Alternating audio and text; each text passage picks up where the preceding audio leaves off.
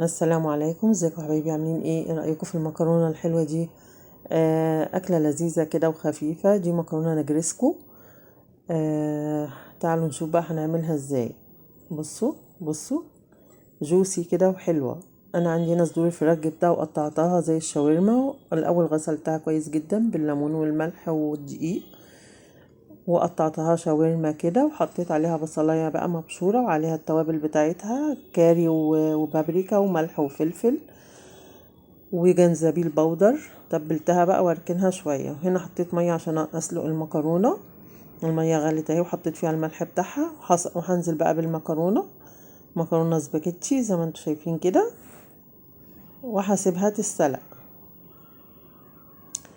مكرونه نجرسكو يعني بشاميل، يعني قطع فراخ. هنا بقى هعمل الشاورما اهي. حطيت معلقه من السمن البلدي، دي قشطه اللبن اللي انا بسيحها. حطيت معلقه، وطبعا الجريل سخنه جدا. وهنزل بقى بالفراخ اهي. بعد ما اتبلت وسبتها حوالي ساعه كده، شربت التتبيله بتاعتها. تتبيلتها عباره عن بصله، وعليها فلفل وملح، عليها جنزبيل بودر، عليها كاري، عليها بابريكا، وبهارات بهارات فراخ برضو. وادي بقى تشويحة كده، اقلب بسرعة كده عشان كلها تاخد لون واحد، وتبقى جوسي من جوه، ما تبقاش ناشفة. هقلب كده. بصوا كده بقى نزلت المية بتاعتها، حوطي عليها خالص وهسيبها بقى لحد ما تشرب ميتها وتستوى معايا. والمكرونة اهي زي ما انتوا شايفين استوت اهي خلاص كده، هصفيها. وهنا بقى هعمل البشاميل. هحط كوبايتين من اللبن. انا مولعه عليهم مشغله البوتاجاز، يعني كوبايتين من اللبن هشغل عليهم البوتاجاز. والكوبايتين التانيين عندي هنا احط عليهم 4 معالق دقيق، يعني كل كوبايه دقيق كوبايه لبن عليها معلقه دقيق. وهخلطهم زي ما انتوا شايفين كده، خلطهم كويس. لبن بارد، لكن اللبن اللي انا حطيته على النار سخن. انا طريقتي في البشاميل دي طريقه خفيفه وحلوه، ما فيهاش دهون كتير، تبقى حلوه جدا. بصوا اخلطهم كويس قوي، وبعدين بصفيهم عشان لو في تكتلات ولا حاجه ادوبها. بيختلط بكل سهولة لأن اللبن ساقع. هنا اللبن اللي على النار زودت، بعد ما صفيت بقى اللبن اللي عليه الدقيق، حطيته على اللبن السخن. وأقلب بقى بسرعة كده، أفضل أقلب لحد القوام ما يتقل معايا. بصوا. وهنا بقى هتبله ملح وفلفل، واظبط الحدق بتاعي،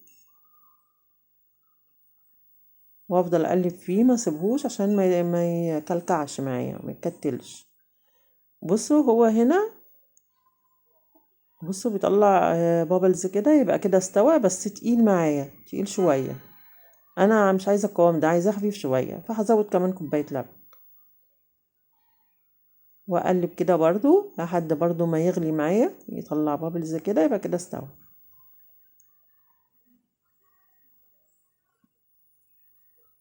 بصوا القوام ده حلو، عشان ما نحسش ان احنا بناكل عجين يعني، ويبقى القوام كريمي كده وحلو. خلاص كده بصوا اهو بيطلع بابلز، يبقى كده استوى خلاص كده.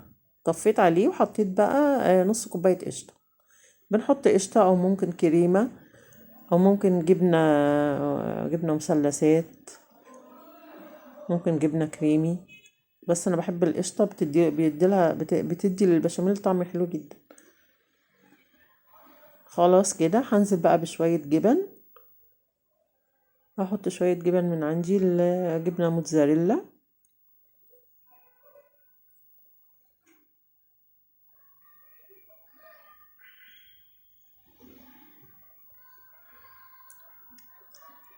هنزل بقى بالجبن. بصوا القوام بتاعه، بص القوام.